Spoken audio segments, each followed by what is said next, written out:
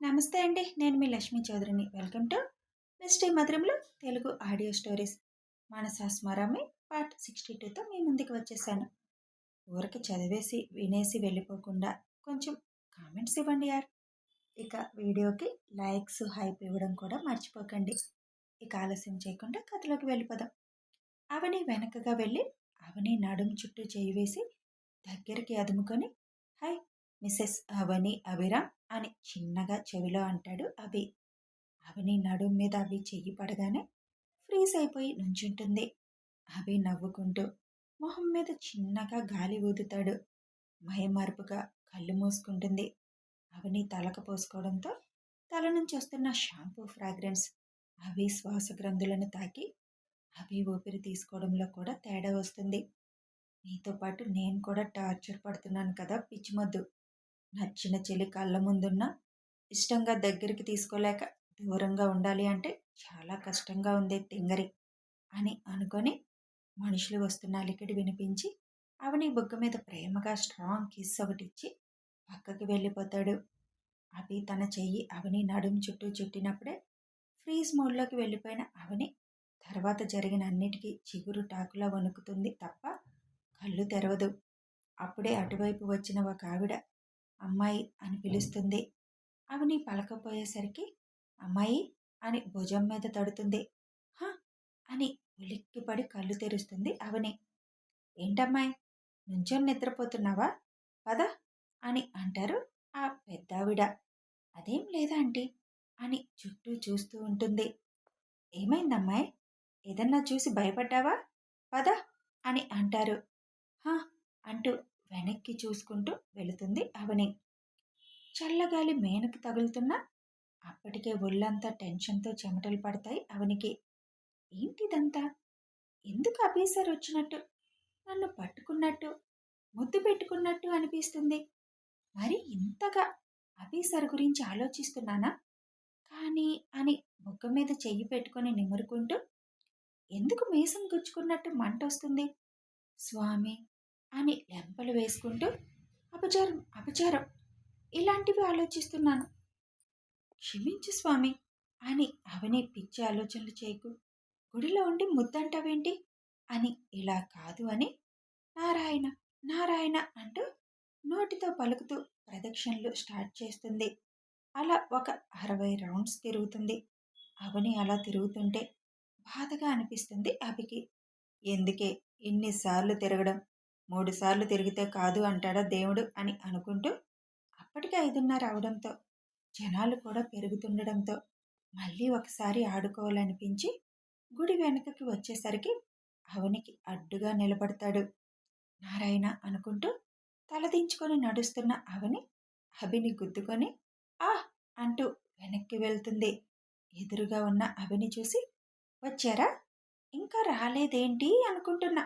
వచ్చేశారు. ఈసారి ఎక్కడ ముద్దు పెడతారు? ఇక్కడ ఇక్కడ అంటూ చెంపల మీద నుదురు మీద చూపిస్తూ అభి వెనక్కి నడుస్తుంటే అవని నడుస్తూ అడుగుతుంది.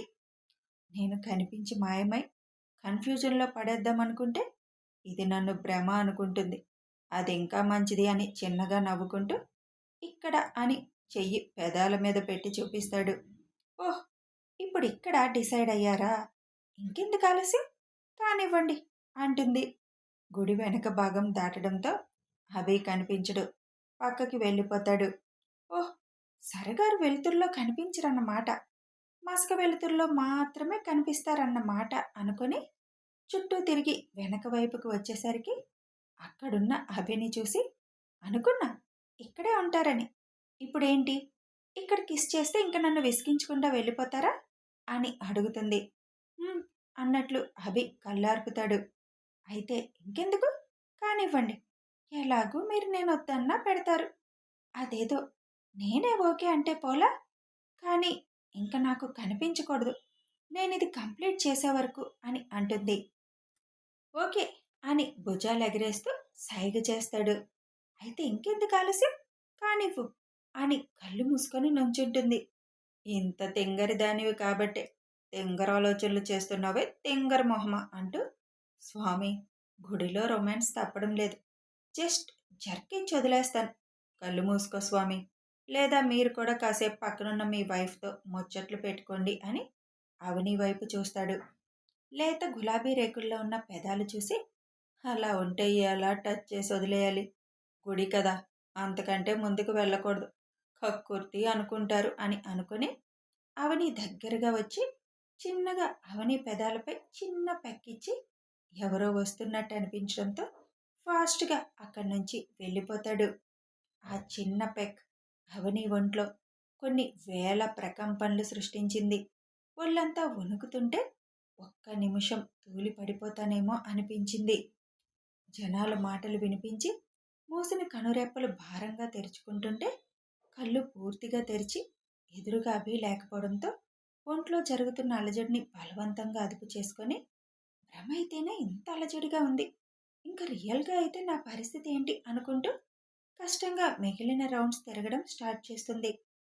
అభి సుచిత్ర గారికి అవని ప్రదక్షిణల గురించి మెసేజ్ చేస్తాడు. టైం పడుతుందమ్మా, వెయిట్ చేస్తారా, ఇచ్చేసి వెళ్ళిపోతారా అని. వెయిట్ చేస్తాం, వెళ్ళి చేసేదేముంది, నా కోళ్ళు చేతుల మీదుగా ఇవ్వాలని అనుకున్నాను కదా అని అంటారు సుచిత్ర. అయితే కూర్చోండి, వాళ్ళకు కొంచెం దూరంగా అని చెబుతాడు.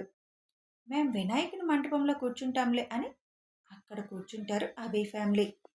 ఎక్కడా నీ సుపుత్రుడు అని హర్ష గారు అన్న మాటకి ఇక్కడ అని అభి వస్తాడు.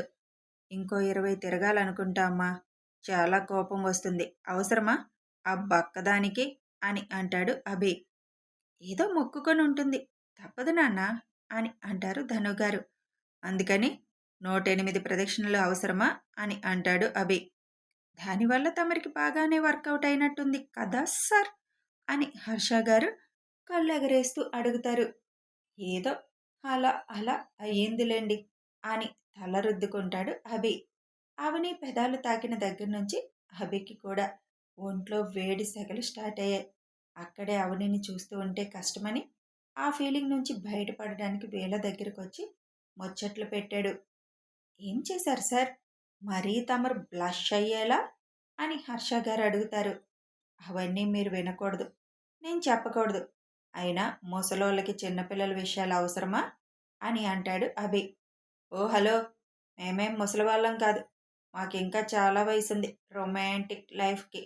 నువ్వేం చేశావో మాకు తెలియని విషయాలేం కావు అని అంటారు హర్ష గారు.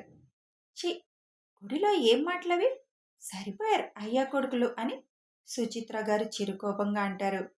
అప్పుడే దూరంగా గుడిలోకి పరధ్యానంగా నడిచి వెళ్తున్న అవనిని ఏం చేసావు బాబు, నా కోడలు అలా అయిపోయింది అని అంటారు హర్ష. అభి చిన్నగా నవ్వుతాడు. సరే పదండి వెళ్దాం అని సుచిత్ర గారు లేస్తారు. వెళ్ళండి, నేను కనిపించను అని అంటాడు అభి. అదేంటి, చివరిలో వస్తానన్నావు కదా. వద్దులే, నన్ను చూస్తే దానికి ఏడుపు కూడా వస్తుంది. ఇప్పుడు అది ఏడిస్తే నా వల్ల కాదు, నేను దానికి కనిపించకుండా ఉంటాను, పదండి అని అంటాడు అభి. ఏదో గట్టిగానే చేశాడు, పెళ్ళి ఎంత అల్లాడిపోయిందో. మన ఇంటికి రానివ్వు, నా కోడలతో నీ మీద రివెంజ్ తీర్చుకోకపోతే చూడు అని అంటారు Harsha. All the best Harsha గారు, వెళ్ళండి అని అంటాడు అభి.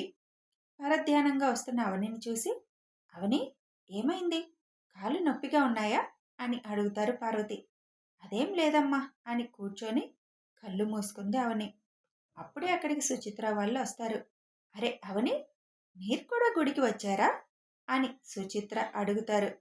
అబ్బబ్బబ్బా, కొడుకు స్క్రిప్ట్, తల్లి అక్షరం పొల్లుపోకుండా చదువుతుంది, ఏం యాక్టింగ్ చేస్తున్నారు అని హర్ష గారు అనుకుంటారు. అక్కడ సుచిత్ర వాళ్ళని చూసిన అవని వాళ్ళ వెనక పైవైపు చూస్తుంది. అంటే అభి సార్ కూడా వచ్చారా, అది నా భ్రమ కాదా అని అనుకోగానే ఒళ్ళు వణికింది అవనికి. అవని పలకకపోయేసరికి ఏమైంది అంత డల్గా ఉంది, ఎంతసేపు అయింది మీరు వచ్చి, మేం పొద్దున్నే వద్దాం అనుకున్నాం కానీ అవ్వలేదు, ఇప్పుడు వచ్చాం అని అంటారు సుచిత్ర. అవని మదిలో ప్రశ్నకి ఆన్సర్ దొరికేసరికి అయితే వీళ్ళు ఇప్పుడే వచ్చారన్నమాట, అది నా భ్రమే, అయినా సరే అలా ఎందుకు చేస్తారు అని అనుకొని చిన్నగా సుచిత్ర వాళ్ళ వైపు చూసి నవ్వుతుంది. ఏంటవని అంత నీరసంగా ఉంది అని అడుగుతారు ధనుగారు. మీరు అని పార్వతి గారు అనగానే, ఓహ్ మర్చిపోయాను, ఈవిడ మా అత్తగారు, ఈయన మా హస్బెండ్ అని పరిచయం చేస్తారు సుచిత్ర. ఓ అని నమస్కారం చేస్తారు. వీళ్ళు అవని అమ్మగారు, నానమ్మ అని పరిచయం చేస్తారు హర్ష వాళ్ళకి సుచిత్ర గారు. ఓహ్ అంటారు ఏమీ తెలియనట్టుగా హర్ష, ధను గారు. అప్పుడు కాని అవని బుర్ర వెలగదు. అక్కడ తన తండ్రి, తమ్ముడు ఉన్నారు అని. కొంచెం వెనకగా కుర్చీలో కూర్చున్న తండ్రిని, తమ్ముడిని చూస్తుంది. అక్కడే ఉండండి, రాకండి అని అనుకుంటుంది మనసులో. ఇదంతా కొంచెం దూరంలో ఉన్న అవి గమనిస్తూనే ఉన్నాడు. మళ్ళీ స్టార్ట్. పాపకి టెన్షన్. అవని ఏంటంత డల్గా ఉంది అని మళ్ళీ సుచిత్ర అడుగుతారు. ఏం లేదు పిల్లమ్మ, వాళ్ళ నాన్నకి నయమైతే 108 ప్రదక్షిణాలు చేస్తానని మొక్కుకుంది. కానీ తన ఆరోగ్య దృష్ట్యా తను చేయకూడదు. అది అవని చేసింది ఇప్పుడు. అందుకే కొంచెం నీరసంగా ఉంది అని చెబుతారు అనుగారు. ఓహ్ మీరే వచ్చారా? అవని వాళ్ళ నాన్నగారు రాలేదా అని అడుగుతారు సుచిత్ర. ఆ మాటకి వచ్చారు మేడం, కానీ బయట కూర్చున్నారు. ఇక్కడ క్రౌడ్ ఎక్కువగా ఉంది కదా, అందుకే అని అంటుంది కంగారుగా. అవని కంగారు పడుతుందని ఇక ఏమీ అడగరు సుచిత్ర. ఓహ్ అని పంతులు గారు రావడంతో పంతులు గారు స్వామికి అభిషేకం చేయించాలి అని ఆవిడ తెచ్చిన బ్యాగ్ అమ్మ అవని ఆడపిల్ల చేతి మీదుగా ఇస్తే మంచిది. ఎవరో ఒకరు గుడిలో ఆడపిల్ల కనిపిస్తే ఇప్పించాలి అనుకున్నాను. నువ్వే ఉన్నావు, నీ చేతులతో స్వామివారికి వివ్వమ్మా అని అవని వైపు చూసి చెబుతారు సుచిత్ర. అవని షాక్గా నేనా అని అంటుంది. అదేంటమ్మా అంత షాక్ అవుతున్నావు? దేవుడికి ఇచ్చేవి నీ చేతులతో ఇమ్మన్నాం, అంతే కదా. మాకు ఆడపిల్లలంటే చాలా ఇష్టం, కానీ మీ సార్ ఒక్కడే మాకు ఆడపిల్లతో ఇప్పిస్తే మంచిది కదా, ఇవ్వు తల్లి అని అంటారు హర్ష. అన్నిటికీ అంత ఆలోచించుకో, తొందరగా ముసల్దానివి అయిపోతావు అని అభిషేకం సామానున్న బ్యాగ్ అవని చేతిలో పెడతారు సుచిత్ర. అప్పటికే నీరసంతో ఉన్న అవని ఎక్కువ వాదించలేక వాళ్ళమ్మ వాళ్ళ వైపు చూస్తుంది. ఇవ్వు అన్నట్లు కళ్ళార్పుతారు వాళ్ళు. ఇక అవని ఆ నారాయణ్ణి తలుచుకుంటూ అవి పంతులు గారికి అందిస్తుంది. తర్వాత స్వామికి అమ్మవారికి తెచ్చిన పట్టు వస్త్రాలు పళ్ళెంలో పెట్టి అవని చేతులకి అందిస్తారు సుచిత్ర. ఎందుకో ఆ టైంలో అవని మనసు కూడా సంతోషంతో ఉరకలు వేసింది.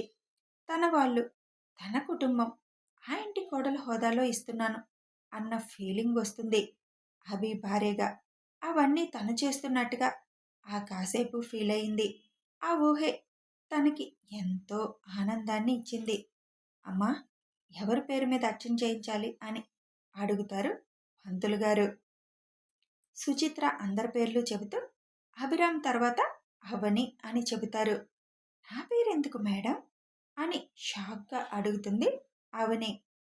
నువ్వు నీ చేతులతో ఇచ్చావు కదా, అందుకే నీ పేరు కూడా అని అంటారు సుచిత్ర.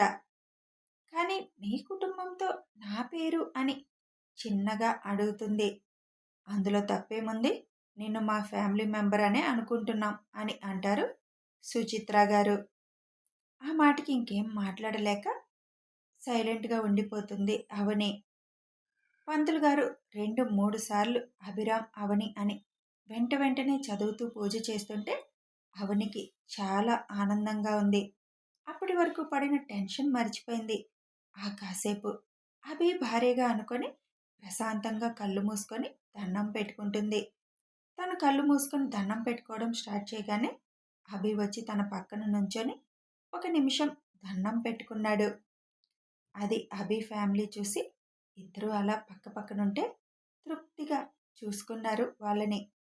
ఇలా ఎప్పటికి గుడికి కలిసి వస్తారో అని అనుకుంటారు సుచిత్ర.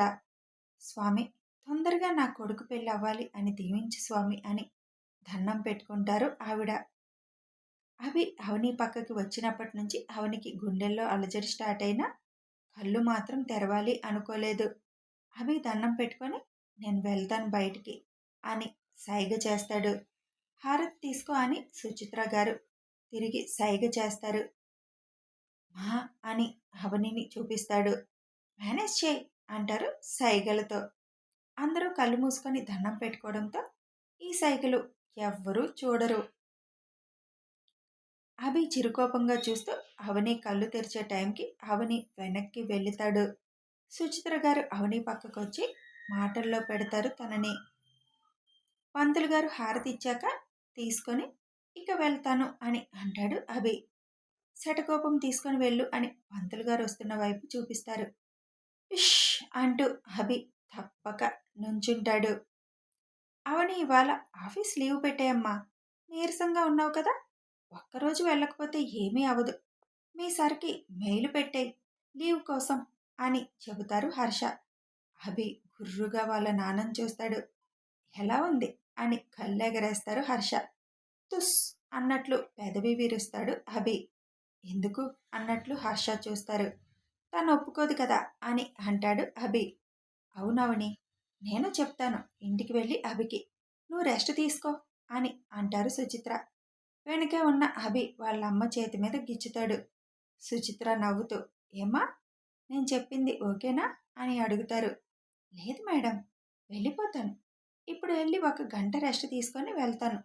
అసలే సర్కి వర్క్ ఎక్కువ ఉంది అని అంటుంది అవని. అభి కళ్ళెగరేస్తూ ఇప్పుడేమంటావు అని హర్ష వైపు చూసి నవ్వుతాడు. పంతులు గారు దగ్గరికి రావడంతో శటకోపం అభి నెత్తి మీద పెట్టి వెంటనే సుచిత్ర గారికి పెట్టబోతుంటే ఆవిడ అవనిని దాని కిందకి లాగుతారు. అసలేం జరిగింది ఊహించేలోపే అంతా జరిగిపోతుంది. ఏమైంది మేడం అని అడుగుతుంది అయోమయంగా.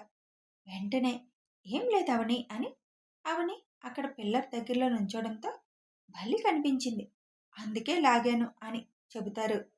హో అని ఊరుకుంటుంది అవని.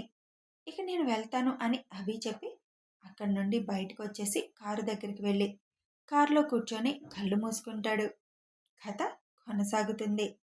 పాపం కదా అవనిని మామూలుగా ఆడుకోవడం లేదు. మరి తర్వాత ఏం చేస్తాడో ఏం జరుగుతుందో తెలియాలి అంటే కథని ఫాలో అయిపోండి.